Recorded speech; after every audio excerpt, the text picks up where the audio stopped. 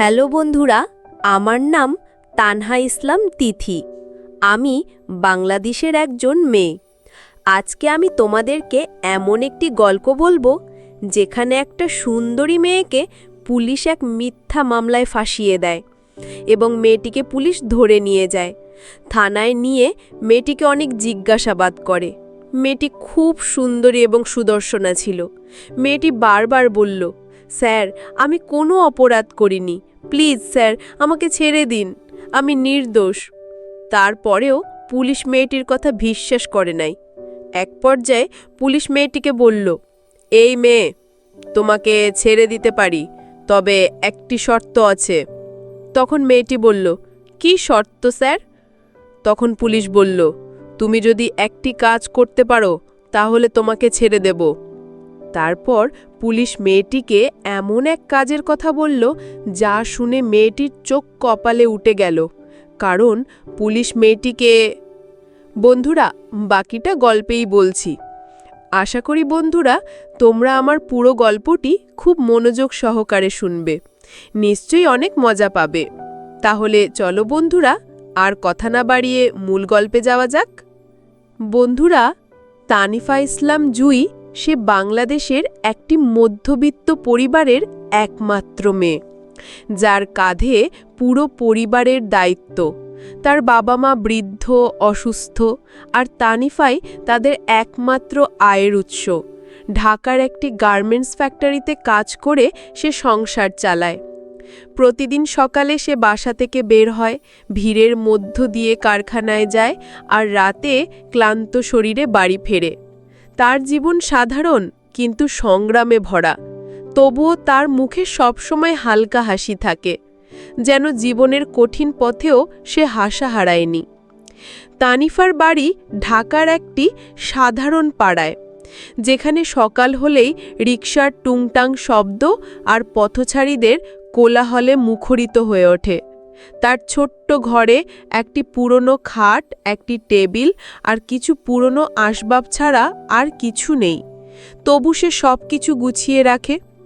প্রতি সন্ধ্যায় বাড়ি ফিরে সে তার মায়ের জন্য ওষুধ কিনে আনে আর তার বাবার জন্য একটু খাবারের ব্যবস্থা করে। এভাবেই চলছিল তানিফার জীবন। একদিন সন্ধ্যায় কাজ শেষে তানিফা বাসার পথে হাঁটছে। রাস্তার পাশে একটি অন্ধকার গলির মুখে তার চোখ পড়ে একটি চকচকে জিনিসের ওপর। কৌতূহলী হয়ে সে কাছে যায়, দেখে একটি দামি মোবাইল ফোন মাটিতে পড়ে আছে। ফোনটি দেখতে এতটাই নতুন যে মনে হচ্ছে কেউ সবে ফেলে গেছে। তানিফার মনের মধ্যে দ্বিধা জাগে। সে কখনো এত দামি জিনিস হাতে নেয়নি, কিন্তু কৌতূহল আর প্রয়োজনের তাড়নায় সে ফোনটি কুড়িয়ে নেয়। বাড়ি ফিরে তানিফা ফোনটি হাতে নিয়ে ঘুরিয়ে ফিরিয়ে দেখে। ফোনটি চালু করার চেষ্টা করে, কিন্তু তাতে কোনো সিম নেই। তার মনে প্রশ্ন জাগে, এটা কার ফোন, কেন এটা রাস্তায় পড়েছিল? সে ঠিক করে ফোনটি থানায় জমা দেবে, কিন্তু তারপরই তার মনে একটি চিন্তা আসে। তার পুরনো ফোনটি অনেক দিন ধরে নষ্ট, আর নতুন ফোন কেনার টাকা তার নেই। একটু দ্বিধার পর সে ঠিক করে ফোনটি নিজের কাছে রাখবে। তানিফা তার পুরনো সিমটি ফোনটিতে ঢুকিয়ে চালু করে। ফোনটি দারুণভাবে কাজ করে, আর তানিফার মনে একটি অদ্ভুত আনন্দ জাগে। সে ভাবে হয়তো এই ফোন তার জীবনে একটু স্বস্তি আনবে। পরের কয়েকদিন তানিফার জীবন স্বাভাবিকভাবে চলে। সে ফোনটি ব্যবহার করে তার বন্ধু সবিতার সঙ্গে কথা বলে। সবিতা তানিফার কাছের বন্ধু, যে গার্মেন্টসে তার সঙ্গে কাজ করে। ফোনটি দেখে সবিতা অবাক হয়। সে তানিফাকে বলে, এত দামি ফোন তুই পেলি কোথায়? এটা তো কোনো সাধারণ মানুষের ফোন মনে হচ্ছে না। তানিফা হেসে বলে, রাস্তায় পেয়েছি, হয়তো কারোর ভুলে পড়ে গেছে। সবিতা তাকে সাবধান করে, কিন্তু তানিফা তার কথা হালকাভাবে নেয়। তানিফার জীবন ফোনটি পাওয়ার পর থেকে স্বাভাবিকভাবে চলছিল। প্রতিদিন সকালে সে গার্মেন্টসে যায়, কাজ করে, আর রাতে বাড়ি ফিরে তার বাবা মাকে সময় দেয়। নতুন ফোনটি তার জীবনে একটু আনন্দ যোগ করেছে। সে তার বন্ধু সবিতার সঙ্গে মাঝে মধ্যে ছবি তোলে, হাসি ঠাট্টা করে, কিন্তু তার মনের কোণে একটা অস্থিরতা কাজ করছে। ফোনটির মালিককে এই প্রশ্নটা তাকে মাঝে মধ্যে ভাবায়, তবু সে চিন্তাটাকে দূরে সরিয়ে রাখে। এক সন্ধ্যায় তানিফা বাসার কাছাকাছি এসে দেখে রাস্তায় কয়েকজন লোক জটলা করছে। তারা ফিস করে কি যেন আলোচনা করছে। তানিফা কাছে গেলে তাদের কথা থেমে যায়।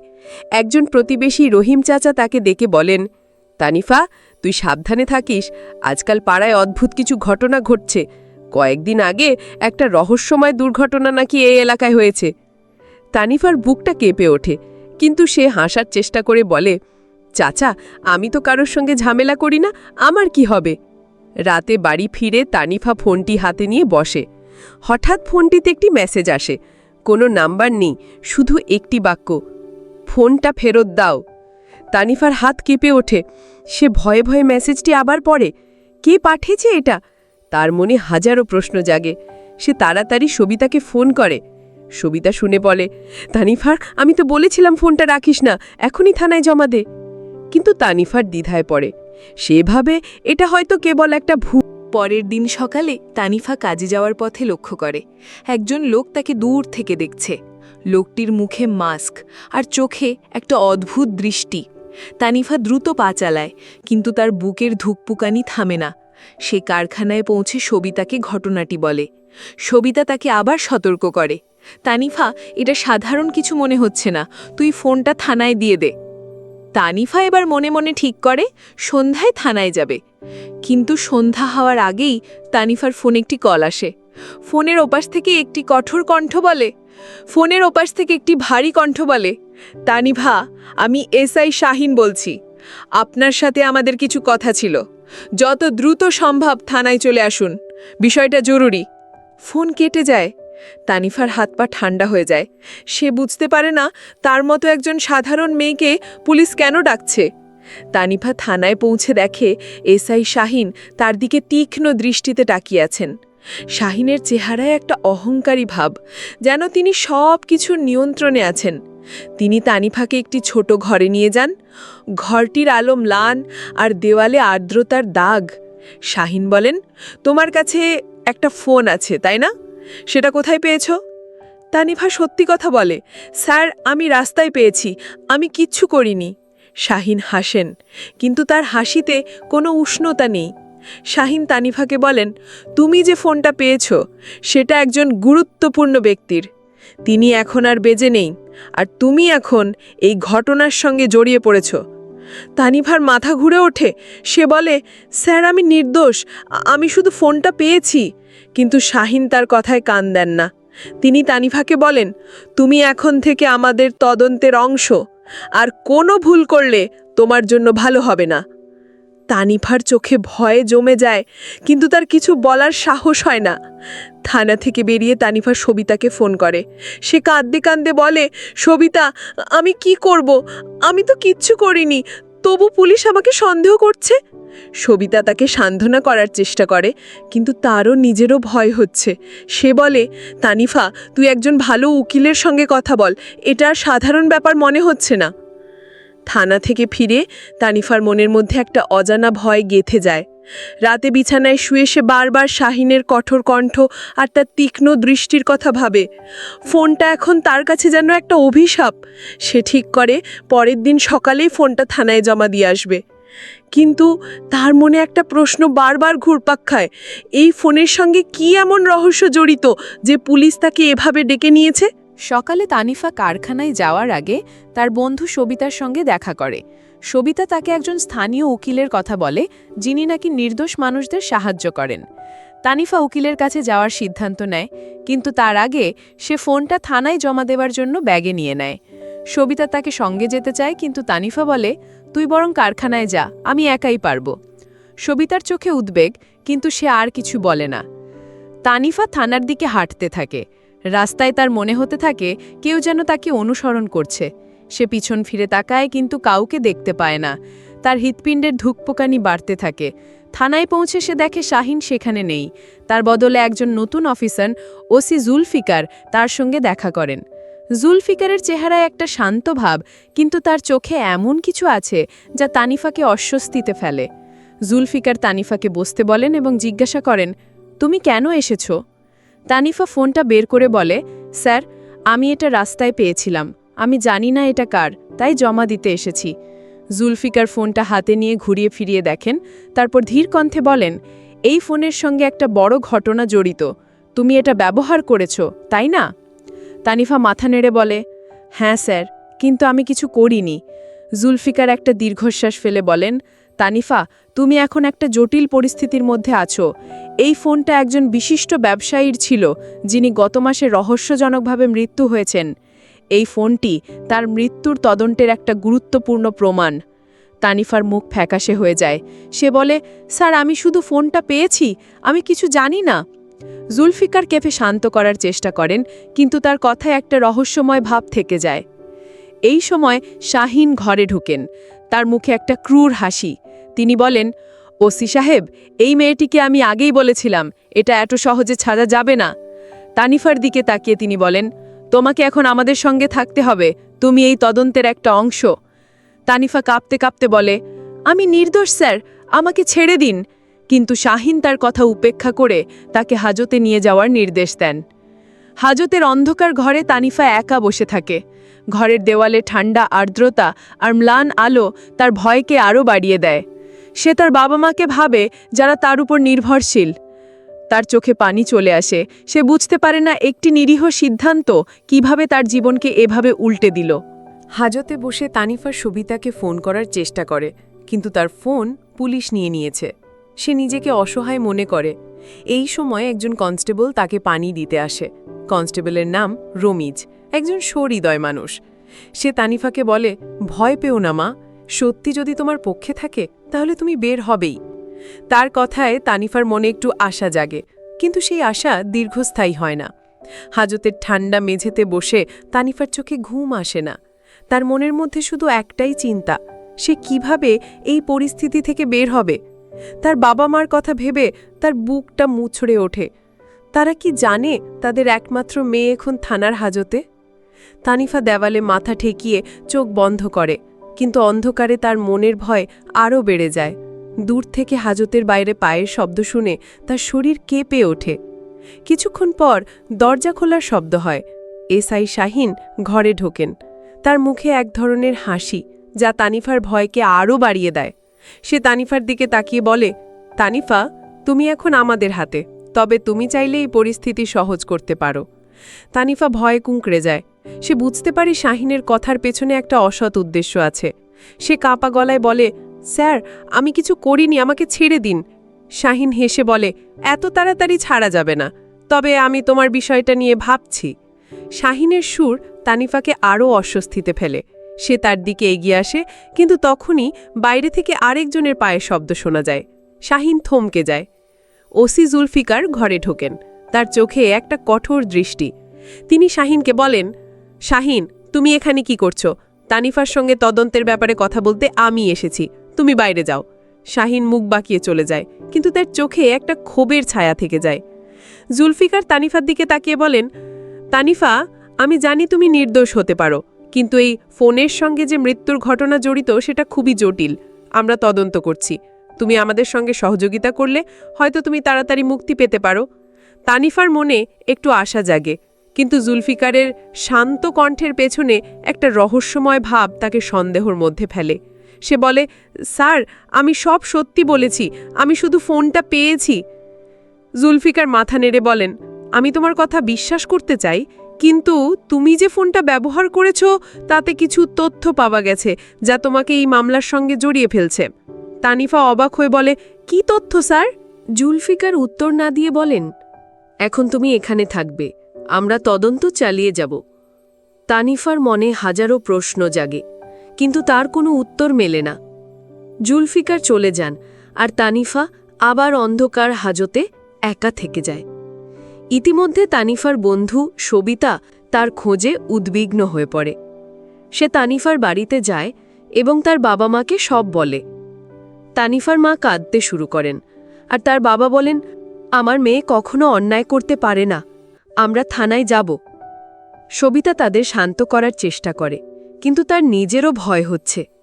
সে একজন স্থানীয় সাংবাদিক আনভীরের কাছে যায়, যিনি এলাকায় ন্যায়ের জন্য লড়াই করেন।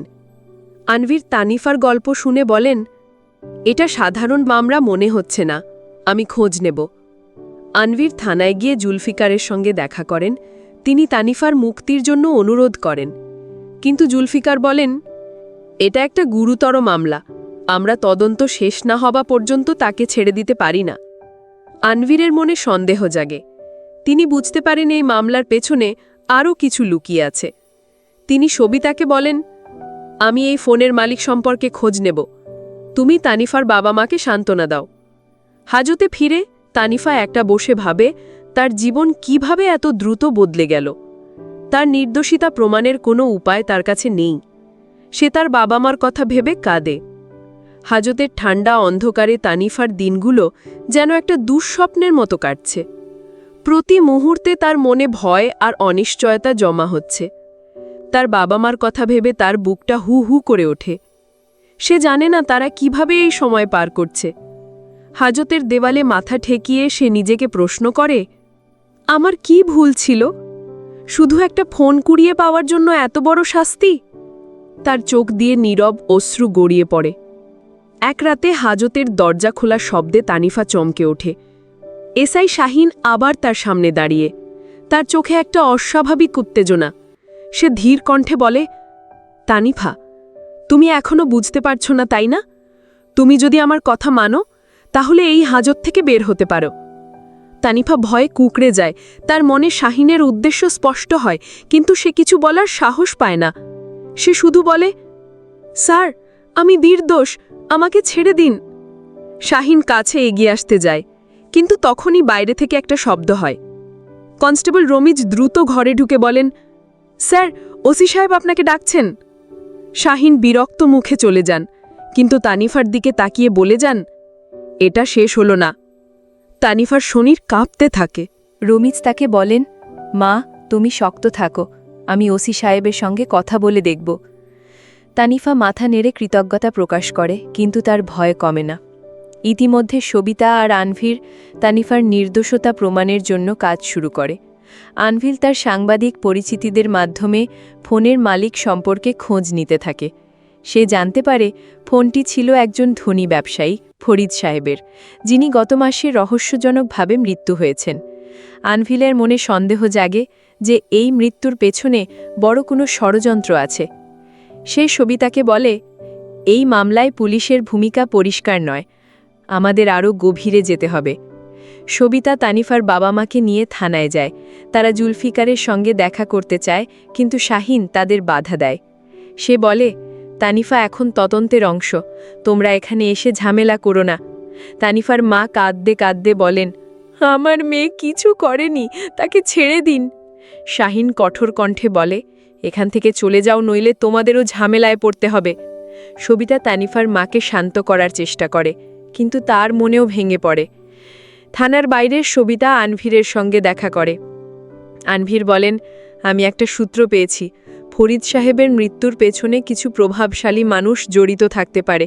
তানিফার হাতে ফোনটা যাওয়াটা তাদের জন্য সমস্যা হয়ে দাঁড়িয়েছে। সবিতা উদ্বিগ্ন হয়ে বলে, তাহলে তানিফা কি আরও বিপদে পড়বে? আনভীর মাথা নেড়ে বলে, আমাদের তাড়াতাড়ি কিছু করতে হবে। আমি একজন উকিলের সঙ্গে কথা বলবো। হাজতে ফিরে তানিফা একা বসে থাকে। তার মনে হাজারো চিন্তা ঘুরপাক খাচ্ছে।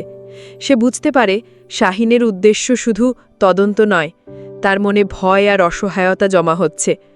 তবুও সে নিজেকে শক্ত করার চেষ্টা করে। সে ভাবে, যদি সে সত্যের পক্ষে থাকে তাহলে হয়তো কোনো একদিন এই অন্ধকার থেকে বেরোতে পারবে। রাত গভীর হলে তানিফা হঠাৎ একটা অদ্ভুত শব্দ শোনে, যেন কেউ হাজতের বাইরে ফিসফিস করছে। সে কান পাতে, কিন্তু কিছু বুঝতে পারে না। তার মনে একটা অজানা ভয় জাগে।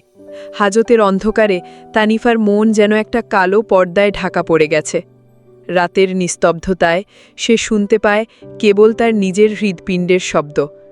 ফিসফিসের শব্দটা আর শোনা যায় না, কিন্তু তার মনে একটা অস্থিরতা রয়ে যায়।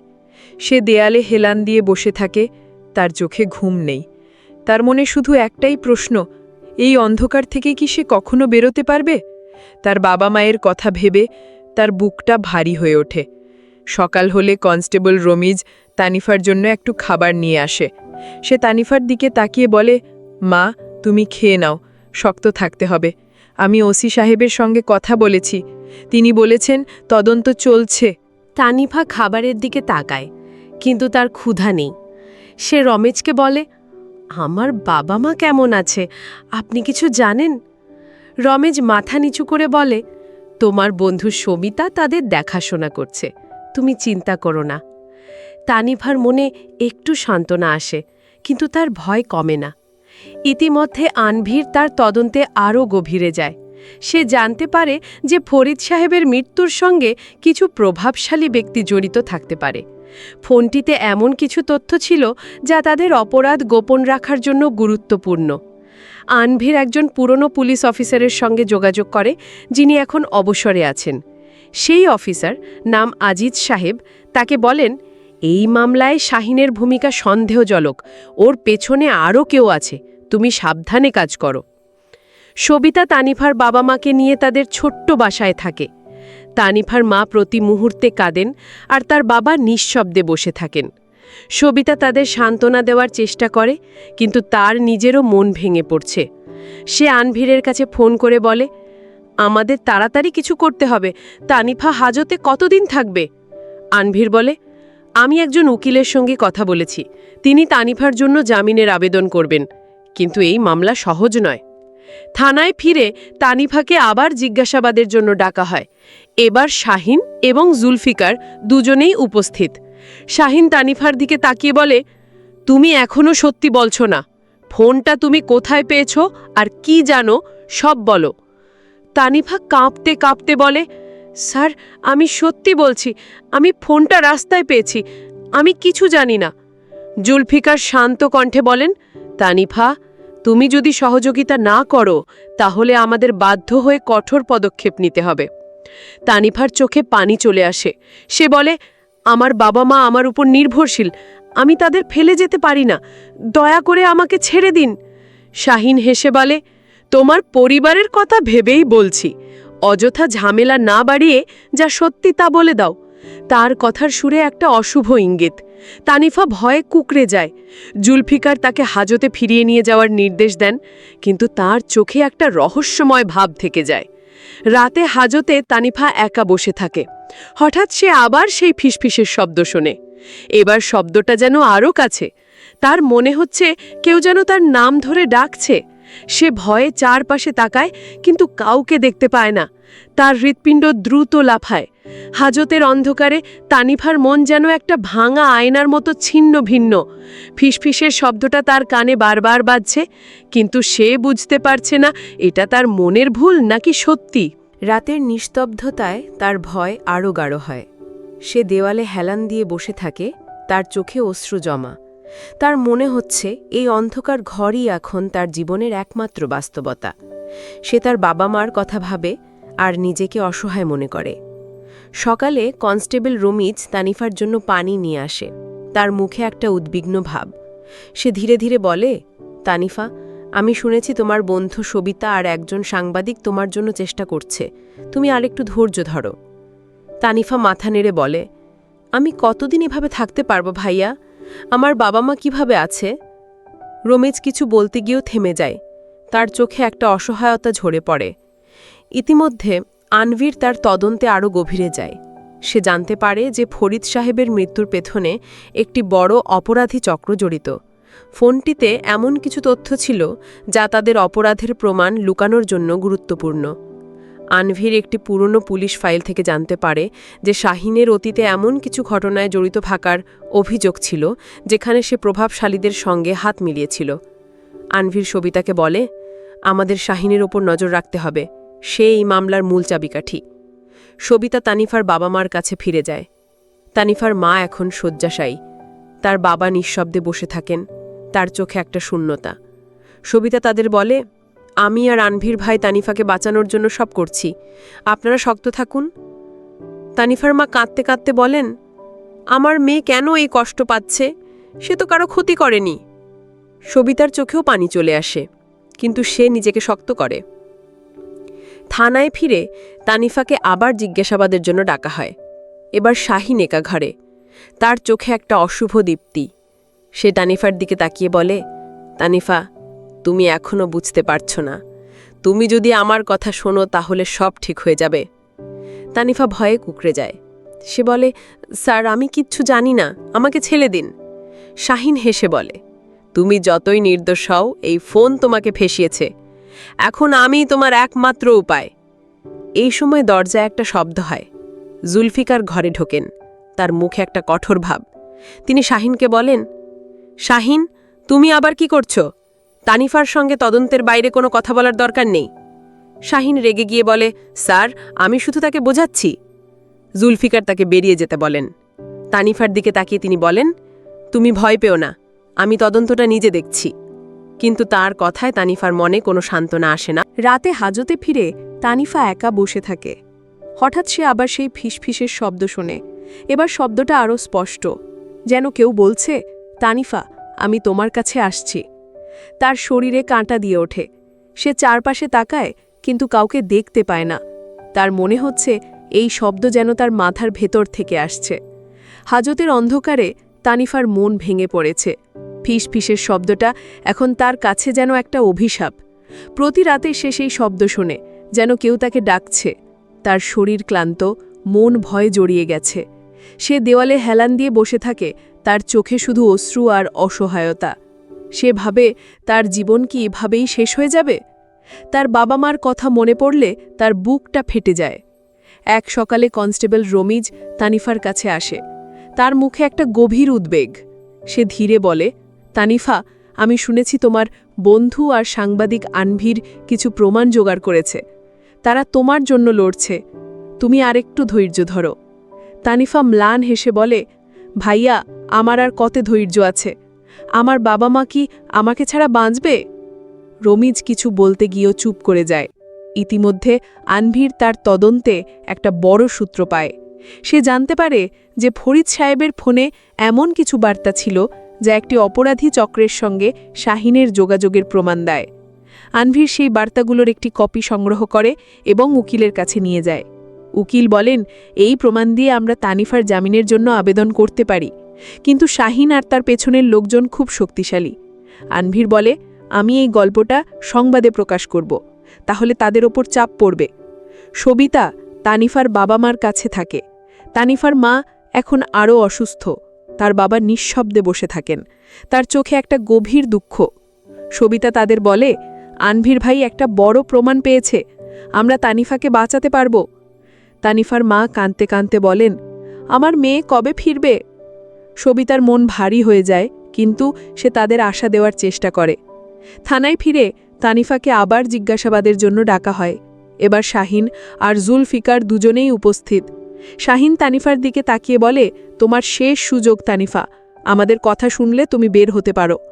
তানিফা ভয়ে কাঁপছে, কিন্তু সে দৃঢ় কণ্ঠে বলে, আমি কিছু করিনি, আমি নির্দোষ। জুলফিকার তাকে শান্ত করার চেষ্টা করে, কিন্তু তার কথায় একটা রহস্যময় ভাব থেকে যায়। সে বলে, তানিফা, তুমি আমাদের সঙ্গে সহযোগিতা করো, তাহলে আমরা দেখব কি করা যায়। আনভিরের সংবাদ প্রকাশের পর শাহিন আর জুলফিকারের ওপর চাপ বাড়তে থাকে। স্থানীয় সংবাদপত্রে তানিফার গল্প ছড়িয়ে পড়ে। লোকজন থানার সামনে জড়ো হয়ে তানিফার মুক্তির দাবি জানায়। শাহিন রেগে যায়, কিন্তু জুলফিকার শান্ত থাকে। তিনি শাহিনকে বলেন, এখন আমাদের সাবধানে পা ফেলতে হবে। কিন্তু শাহিনের মুখে একটা অশুভ হাসি খেলে যায়।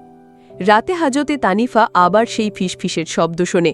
এবার শব্দটা আরও স্পষ্ট, যেন কেউ বলছে, তানিফা, আমি তোমার কাছে আছি। সে ভয়ে চিৎকার করে ওঠে। হাজতের বাইরে থেকে রমিজ দৌড়ে আসে। সে তানিফাকে বলে, কি হয়েছে মা? তানিফা কাঁপতে কাঁপতে বলে, আমি কারোর কণ্ঠ শুনছি, কেউ আমাকে ডাকছে। রমিজ তাকে শান্ত করার চেষ্টা করে, কিন্তু তার নিজেরও মনে একটা অজানা ভয়ে জাগে। হাজতের অন্ধকারে তানিফার মন যেন একটা ঝড়ের মধ্যে আটকে আছে। ফিসফিসের শব্দগুলো এখন তার মাথার ভেতরে বারবার বাজছে। সে আর বুঝতে পারে না এটা তার মনের ভুল নাকি সত্যি। তার শরীর ক্লান্ত, মন ভয়ে পঙ্গু হয়ে গেছে। সে দেওয়ালে হেলান দিয়ে বসে থাকে, তার চোখে শুধু অশ্রু। তার মনে হচ্ছে তার জীবন এখানেই শেষ হয়ে যাবে। তবু সে নিজেকে শক্ত করার চেষ্টা করে। ভাবে, আমি যদি নির্দোষ হই, তাহলে সত্যি একদিন জিতবেই। ইতিমধ্যে আনভিরের সংবাদ প্রকাশের পর থানার ওপর চাপ বেড়ে যায়। স্থানীয় মানুষ তানিফার মুক্তির দাবিতে থানার সামনে বিক্ষোভ শুরু করে। আনভির একজন উকিলের সঙ্গে মিলে তানিফার জামিনের আবেদন জমা দেয়। সে ফোনের বার্তাগুলোর প্রমাণ আদালতে পেশ করে, যেখানে শাহিনের একটি অপরাধী চক্রের সঙ্গে যোগাযোগের তথ্য ফুটে ওঠে। আদালত তানিফার জামিন মঞ্জুর করে। কিন্তু শাহিন এই খবরে ক্ষিপ্ত হয়ে ওঠে। সে জুলফিকারকে বলে, স্যার, এটা চলতে দেওয়া যায় না। এই মেয়ে আমাদের ধরিয়ে দেবে। জুলফিকার শান্ত কণ্ঠে বলেন, শাহিন, তুমি নিজেকে সামলাও, আমরা এখনো নিয়ন্ত্রণে আছি। কিন্তু তার চোখে একটা অদ্ভুত দীপ্তি খেলে যায়। আনভিরের তদন্ত থেকে জানা যায় যে জুলফিকারও এই ষড়যন্ত্রের একটি অংশ। তিনি শাহিনের সঙ্গে মিলে ফরিদ সাহেবের মৃত্যুর তথ্য গোপন করছিলেন। ফোনটি তাদের অপরাধের প্রমাণ লুকানোর একটি চাবিকাঠি ছিল এবং তানিফার হাতে ফোনটি পৌঁছানো তাদের জন্য বিপদ হয়ে দাঁড়ায়। তানিফার জামিনের পর সবিতা তাকে হাজত থেকে বের করে আনে। তানিফা সবিতাকে জড়িয়ে ধরে কাঁদতে থাকে। সে বলে, আমি ভেবেছিলাম আমি আর কখনো বের হব না। সবিতা তাকে শান্ত করে বলে, তুই এখন নিরাপদ। আমরা শাহিন আর জুলফিকারের বিরুদ্ধে প্রমাণ জোগাড় করেছি। তানিফা তার বাবা মার কাছে ফিরে যায়, কিন্তু তার মা ততদিনে অসুস্থতার কারণে মারা গেছেন। তার বাবাও দুর্বল হয়ে পড়েছেন। তানিফার বুকটা ফেটে যায়, কিন্তু সে নিজেকে শক্ত করে। আনফিরের প্রকাশিত সংবাদ আর আদালতের চাপে শাহিন আর জুলফিকারের বিরুদ্ধে তদন্ত শুরু হয়। পুলিশের একটি উচ্চপদস্থ দল তাদের জিজ্ঞাসাবাদ করে। তদন্তে প্রমাণিত হয় যে শাহিন ফরিদ সাহেবের মৃত্যুর সঙ্গে জড়িত ছিল এবং জুলফিকার তাকে ঢাক দিচ্ছিল। তাদের গ্রেফতার করা হয়। কিন্তু এরপরই অদ্ভুত ঘটনা শুরু হয়। শাহিন আর জুলফিকার রাতে ভয়ানক দুঃস্বপ্ন দেখতে শুরু করে। তারা দাবি করে তানিফার মায়ের ছালা তাদের তাড়া করছে। এক রাতে শাহিন আর জুলফিকার তাদের হাজত থেকে হঠাৎ নিখোঁজ হয়ে যায়। পুলিশ তাদের খোঁজে তল্লাশি চালায়, কিন্তু কোনো সূত্র পায় না। স্থানীয় লোকজনের মধ্যে গুজব ছড়ায় যে তানিফার মায়ের আত্মা তাদের শাস্তি দিয়েছে। এই রহস্য কখনো উন্মোচিত হয় না এবং গল্পটি একটা খোলা প্রশ্ন রেখে শেষ হয়। পুলিশের তদন্ত কমিটির মনে একটা গভীর প্রভাব পড়ে। এটা কি সত্যিই অতিপ্রাকৃত শক্তি ছিল, নাকি শাহিন আর জুলফিকারের অপরাধ বোধের কারণেই তাদের এই পরিণতি হয়েছে? ভাগ্যের চক্রে পড়ে হয়তো তানিফা এই কঠিন পরিস্থিতি থেকে বেঁচে যায়। গল্পের শেষে বন্ধুরা, আমি তোমাদেরকে বলতে চাই, আমাদের সমাজে এমন কিছু কর্মকর্তা আছে যারা সামান্য মোহে পড়ে অনেক অন্যায় করে ফেলে, কিন্তু তারা জানে না সকল অন্যায়েরই একটা শেষ পরিণতি আছে। তবে দর্শকদের কাছে আমার অনুরোধ, সামান্য কিছু অসৎ কর্মকর্তার জন্য পুরো সিস্টেমটাকে দায়ী করা যাবে না। কিছু কিছু কর্মকর্তা আছে, তারা খুব ন্যায় নীতিবান হয়ে থাকে। তাদের কারণেই সমাজটা এখনও টিকে আছে। তবে প্রত্যেকটা কর্মকর্তারই উচিত কখনো ক্ষমতার অপব্যবহার না করা। মনে রাখবেন, সত্য এবং ন্যায়ের পথে চললে জীবনের প্রত্যেকটি মুহূর্ত শান্তিপূর্ণ মনে হয়। বন্ধুরা, গল্পটি যদি তোমাদের ভালো লাগে তাহলে লাইক, শেয়ার এবং সাবস্ক্রাইব করে পাশে থেকো। আর এতক্ষণ তোমরা ধৈর্য ধরে আমার গল্পটি শোনার জন্য তোমাদের সবাইকে অসংখ্য ধন্যবাদ।